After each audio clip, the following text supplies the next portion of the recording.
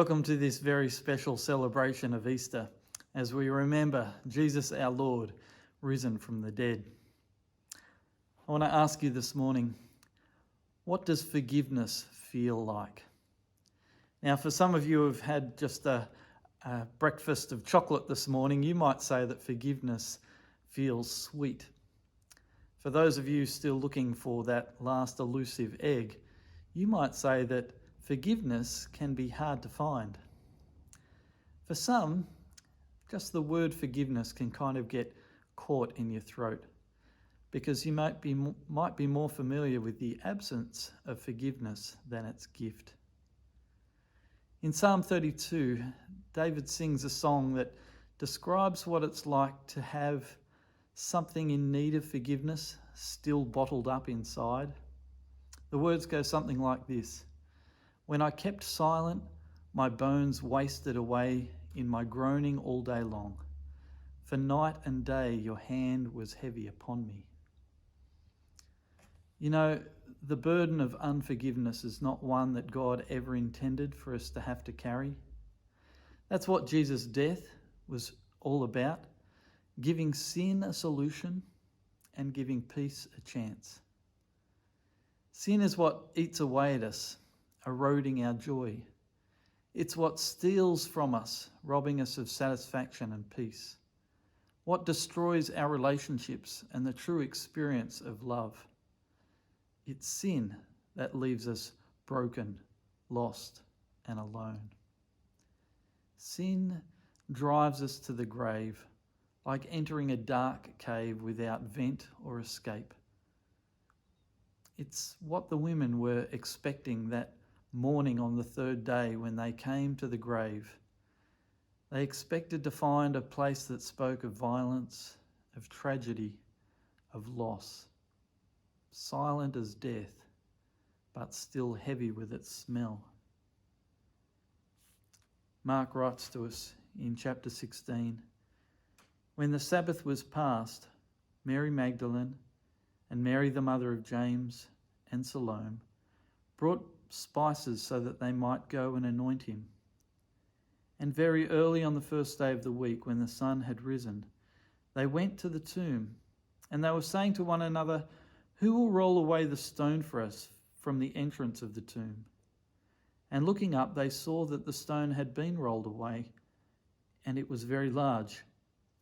And entering the tomb, they saw a young man sitting on the right side, dressed in a white robe, and they were alarmed. And he said to them, 'Do not be alarmed. You seek Jesus of Nazareth, who was crucified. He is risen. He is not here. See the place where they laid him.'" Forgiveness, though bought with death, is actually life. It's the rolling away of troublesome obstacles. It's the greeting of the living in the place of the dead. It's robes washed clean and a room filled with light. That's what forgiveness feels like. And that's what Jesus' resurrection, this man who paid for our sin and coming back to life, means. You get to experience the full measure of God's grace. Or to summarise Romans 5, 1-5, we now have peace with God through Jesus Christ. For God shows his love for us in that while we were still sinners, Christ died for us. So what does forgiveness feel like? Like love, like relationship, like peace and satisfaction, like joy, glorious, inexpressible joy. This is why we look forward to celebrating Easter, and to do so even in times of inconvenience or separation, in times of danger and in times of loss. This is a gift that can never be taken away. So my invitation to you this Easter is to step out of the gloom of the cave and step into the light and the boundless horizons that are beyond it. The man said to the women, "Go and tell the disciples and Peter that he is going before you to Galilee. There you will see him, just as he told you." And they went out and fled from the tomb, for trembling and astonishment had seized them, and they said nothing to anyone, for they were afraid. It may be tempting this Easter to listen to many messages just like mine, and I encourage you to do so. I'll probably do the same. But don't just go looking for the one that you like the best. Of all of the Gospels, Mark seems to be the strangest in how it ends.